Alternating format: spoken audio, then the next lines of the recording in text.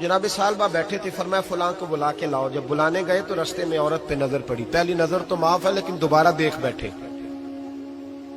دوبارہ نظر پڑی تو پریشان ہو گئے. خیال آیا میں نے تو خیانت کی اپنے نبی پاک سے. حضور نے تو منع کیا یہ کام کرنے سے. اب واپس حضور کے پاس نہیں آئے، جنگل میں چلے گئے. ابن قدامہ نے کتاب التوابین میں اس روایت کو لکھا ہے. کہتے 40 دن وہ پہاڑوں میں روتے رہے کہ یا اللہ مجھ سے غلطی ہو گئی. کتنے دن؟ اب ہمارا شغل ہے، اس کو لوگ گناہ ہی نہیں سمجھتے. بدنگاہی تو کوئی گناہ ہی نہیں، اب تو یہ شغل ہے. اب تو ہمارے ہاں معاذ اللہ تعالیٰ سیانے بیانے بندے بیچ بیٹھے ہوتے ہیں جب یہ باتیں ہو رہی ہوتی ہیں. یہ شغل ہے ہمارا. اب تو ابا کے سامنے بچہ وال پیپر گندی تصویر کا لگایا ہوتا ہے پر وہ کہتا ہے با عمر ہے نا جی، عمر ہے نا جی. مجھے پتہ ہی نہیں یہ کتنا گند کر رہا ہے. یہ تباہ ہو جائے گا روحانی طور پر. اگر یہ گند دیکھنے میں الجھ گیا تو امام شافعی کا فتویٰ ہے جس کی نظر گندی ہوتی ہے اس کا حافظہ کمزور ہوتا ہے، وہ کوئی بڑا کام نہیں کر سکتا. وہ نفسیات کا مریض ہو جاتا ہے جو گندی نظر والا آدمی ہوتا ہے. ہمیں پتہ ہی نہیں کہ ہمارے مسائل اصل میں ہیں کیا. تو 40 دن جنگل میں روتے رہے. 40 دن محبوب سارا کچھ جانتے تھے پر خاموش رہے. حضرت جبریل امین حاضر ہوئے. عرض کی یا رسول اللہ آپ کا وہ غلام رو رہا ہے. رب کہتا اسے بلا لے، میں نے اس کا گناہ معاف کر دیا. تو نبی پاک صلی اللہ علیہ وسلم نے حضرت مولا علی شیر خدا اور جناب سلمان فارسی کو بھیجا. فرمایا فلاں جگہ ہے لے آؤ.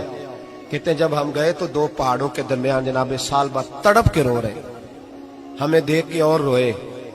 کہنے لگے علی میرے بارے میں کوئی آیت تو نہیں نازل ہو گئی؟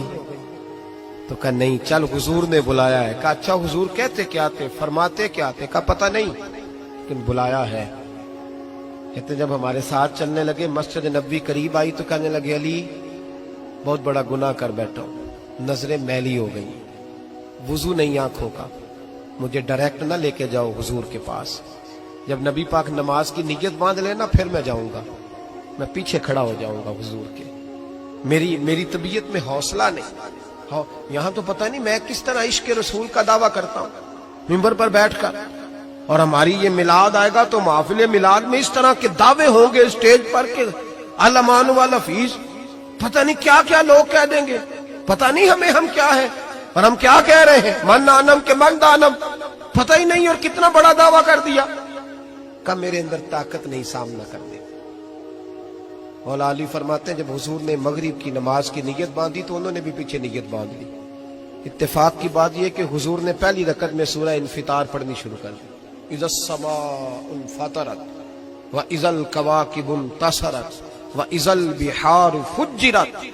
کہتے ہیں جب محبوب اس آیت پہ پہنچے نا کہ یا ایھا الانسان ما غرک بربک الکریم، اے انسان تجھے کس چیز نے دھوکے میں ڈال دیا، حالانکہ تیرا رب تو بڑا ہی کرم کرنے والا ہے، تو کس طرح کسی اور کے دھوکے میں. بربک الکریم، اور ضمیر واحد ہے، میں تفسیر پہ نہیں جاتا. کہا تیرا اپنا رب، بربک کا تیرا اپنا رب، تیرا رب تو بڑا کریم ہے، تو پھر بھی کہیں اور چلا گیا. جب یہ آیت سنی تو پیچھے چیخ ماری، بے ہوش ہو کے گر گئے. گھر والے گھر لے گئے. نماز مکمل ہوئی تو حضور نے فرمایا کیا ہوا؟ عرض کی حضور وہ تو رو پڑے تھے، گھر لے گئے. محبوب پیچھے گئے تو بے سدھ پڑے، تیز بخار ہو گیا. نبی کریم سرہانے بیٹھے اور ان کی گردن کو اٹھا کر سر کو گود میں رکھا اور جب بالوں میں دستے مبارک پھیرا تو آنکھیں کھول دی اور جھٹ سے اپنا سر زمین پہ رکھ کے کہنے لگے حضور میں اس قابل نہیں کہ آپ کی گود میں میرا سارا ہے، اس قابل نہیں، بڑا مجرم. تو محبوب نے فرمایا تجھے مبارک ہو، رب نے تجھے معاف کر دیا ہے، اللہ بھی راضی ہے، میں بھی راضی ہوں. اب حضور کے قدموں کے قریب آئے تو کہنے لگے حضور آپ راضی ہیں؟ کہا راضی ہوں. فرمایا پھر میرے لیے دعا کریں، اللہ اسی رضا میں مجھے قبول کر لے. بس یہ بات ہوئی تھی، انہوں نے کلمہ پڑھا تو روح پرواز کر گئی. پرواز میرے بھائی احساس پیدا کر. یاد رکھیں اگر روحانی زندگی صحیح نہیں نہ ہوگی، یاد رکھ لیں کسی کا کوئی نقصان نہیں، سارے سکون سے سو جائیں گے، آپ نہیں سو پائیں گے. اگر آپ کے ضمیر پہ بوجھ رہیں گے نا تو سارے لوگ رمضان میں 4 قرآن پاک ختم کریں گے، آپ 10 پارے بھی نہیں پڑھ پائیں گے.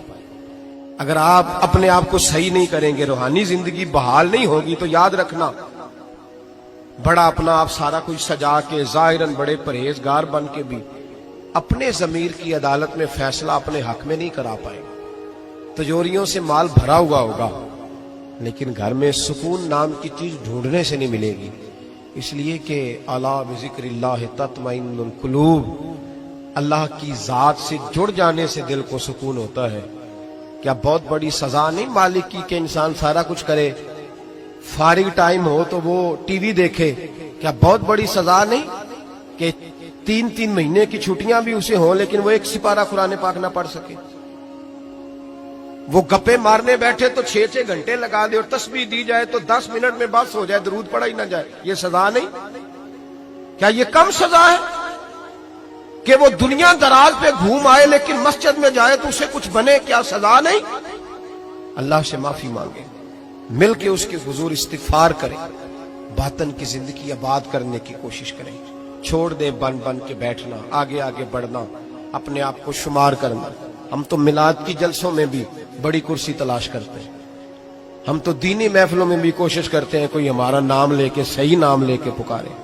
کوئی، میں میاں چنو میں تھا کل مغرب میں، تو ایک صاحب کہنے لگے ولی کامل. میں نے بعد میں ان سے کہا کہ آپ کو پتہ ہے میں کیا ہوں؟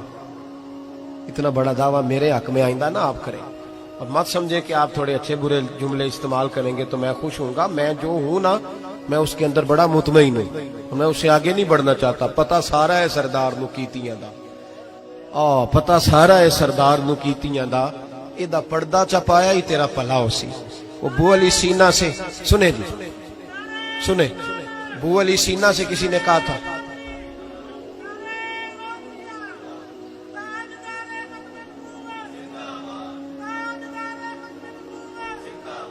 اب ان کی اس بات پر اور اس عمل پر ایک شعر سن لے میاں محمد بخش صاحب کا. میاں صاحب کہا کرتے تھے جتن جتن ہر کوئی کھیڑے تو ہارن کھیڑ فقیرہ. جتن جتن، یہ تو ساری دنیا کرتی ہے نا کہ میں جیتنے جا رہا ہوں. کہتے ہیں جتن جتن ہر کوئی کھیڑے، جتن جتن ہر کوئی کھیڑے تو ہارن کھیڑ فقیرہ. جتن دا مل کوڈی پیندا ہی ہارن دا مل ہیرا. جتن دا مل کوڈی. بو علی سینہ سے کسی نے کہا کہ کیا محسوس کرتے ہو آج کل کچھ حالات بہتر ہے؟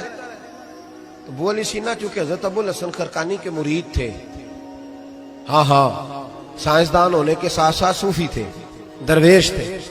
تو بو علی سینہ کہنے لگے کیا کہتے ہو، حالات کس طرح کے؟ کہنے لگے مجھے اپنے گناہوں کا پتہ ہے، اتنے بڑے گناہوں کے باوجود میری پردہ دھری نہیں ہو رہی. یہ تھوڑا انعام ہے اللہ تعالیٰ کا، اور اسی زمین پر اس کی نافرمانی کرتا ہوں، اس نے رہنے کے لیے جگہ دی ہوئی ہے، تھوڑا احسان ہے اس کا. میں صبح سے شام تک کتنی نافرمانیاں کرتا ہوں پھر بھی پیٹ بھر کے روٹی دیتا ہے، یہ تھوڑا احسان ہے. تو کہہ رہا ہے آگے بڑھا ہے کہ نہیں؟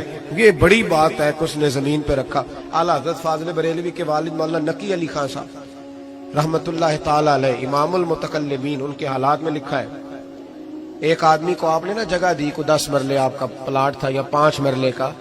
اس نے کہا حضور کچھ دنوں کے لیے چاہیے، تو آپ نے وہ جگہ ان کو دے دی. جیسے محلے دار دوست کو شادی بھی ہے تو 10-15 دن کے بعد چابی مانگی، انہوں نے دے دی. تو کچھ درخت انہوں نے کاٹ لیے، کچھ اپنی مرضی کی ترمیم کر لی. تو مولانا نقی علی خان صاحب رحمت اللہ علیہ ناراض ہو گئے، فرمانے لگے میری زمین تھی، مجھ سے پوچھ تو لیتے کوئی تبدیلی کرنی، تم پتہ نہیں میری مرضی کے خلاف تم نے میرے پلاٹ پر یہ کیوں تبدیلی کی؟ یہ اس آدمی کو کہہ کے نا تو 2 منٹ گزرے تو چیخ مار کے رو پڑے. کہنے لگا حضور کیا ہوا؟ فرمانے لگے سوچتا ہوں میری 10 مرلے کی زمین پر میں نے تمہیں اپنی مرضی نہیں کرنے دی، اور میں روز اللہ کی زمین پر اپنی مرضی کرتا ہوں. روز رب کی یہ خیال آ گیا. فرمانے لگے جاؤ بھائی جاؤ، مجھ سے غلطی ہو گئی، جاؤ. یہ سوچ جب پیدا ہوتی ہے پھر بندہ روز نکھرتا ہے، پھر روز وہ غسل کرتا ہے باطن کا، پھر روز ہر جگہ سے اسے نیا سے نیا سبق ملتا ہے. بڑا بندہ وہ نہیں ہوتا جو 20-30 کاریں لے کے چلتا ہے، بڑا وہ ہوتا ہے جو کسی اور کو بڑا سمجھتا ہے. جو اپنے آپ کو چھوٹا سمجھتا ہے، میرے نبی پاک فرماتے ہیں اللہ اسے بڑائیاں عطا فرما دے. ترمذی میں حدیث ہے. آج کا سبق، آج کا پیغام یہ ہے کہ تزکیے کی کوشش کریں. وَإِنَّكَ لَعَلَىٰ خُلُقٍ عَظِيمٍ. خلق عظیم جو اللہ نے ہمارے نبی کو دیے اور حضور نے ہمیں عطا فرمائے، محبوب کے صدقے اس طرف جائیں. کردار میں اعلیٰ پن پیدا کر. الذی خلق الموت والحیات لیبلوکم ایکم احسن عملا. اللہ فرماتے ہیں کہ میں نے موت اور حیات اس لیے پیدا کی ہے کہ تمہارے عمل کی کوالٹی چیک کی جائے. इंडस्ट्री में जब माल बनता है ना तो उसकी क्वालिटी चेक की जाती है।